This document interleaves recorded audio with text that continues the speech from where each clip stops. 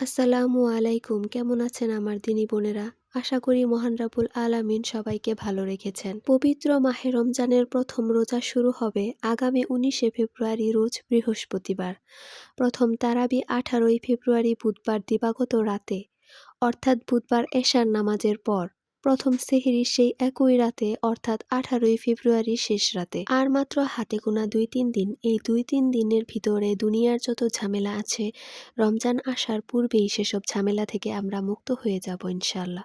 অন্তত এতটুকু মুক্ত হয়ে যাব যে রমজানে রোজা রাখতে, রমজানের অন্যান্য ইবাদত যেমন তারাবি পড়া, বিশেষ তেলাওয়াত করা ইত্যাদির জন্য যেন কোনো বাধা না থাকে। রমজানে রোজা রাখার ব্যাপারটাও এরকম।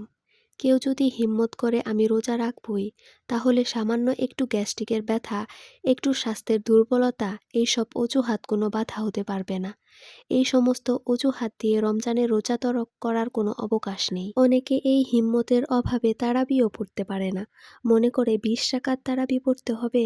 ওরে বাবারে, সম্ভব নয়। এভাবে তারা হিম্মত হারিয়ে ফেলে। হিম্মত হারালে চলবে না। ২০ রাকাত তারাবি পড়তে আমাদের কতই না কষ্ট বোধ হয়। অথচ রসূল সাল্লাল্লাহু আলাইহি ওয়াসাল্লাম এবং সাহাবায়ে কেরামের অবস্থা কী ছিল? রসূল সাল্লাল্লাহু আলাইহি ওয়াসাল্লাম সম্পর্কে হাদিসে স্পষ্ট এসেছে, নামাজে দাঁড়িয়ে দাঁড়িয়ে রসূল সাল্লাল্লাহু আলাইহি ওয়াসাল্লামের পা মোবারক ফুলে যেত। রমজান মাস হলো মানুষের জীবন গঠন করার মাস। এই মাসে বেশি বেশি ইবাদত করে, বেশি বেশি সওয়াব অর্জন করে জীবনের গতিকে পরিবর্তন করে দিতে হবে ইনশাআল্লাহ। এই মাসে আল্লাহ ইবাদত বন্দিগিও বেশি রেখেছেন, সওয়াব বেশি বেশি রেখেছেন, যাতে মানুষ নতুনভাবে জীবনকে গড়ে নিতে পারে।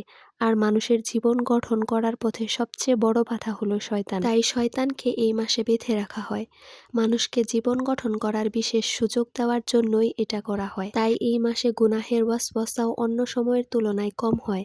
কিন্তু বড় শয়তান বাধা থাকলেও নফস শয়তান তো মনের ভিতরেই রয়েছে, যাকে নফসে আম্মারা বলা হয়।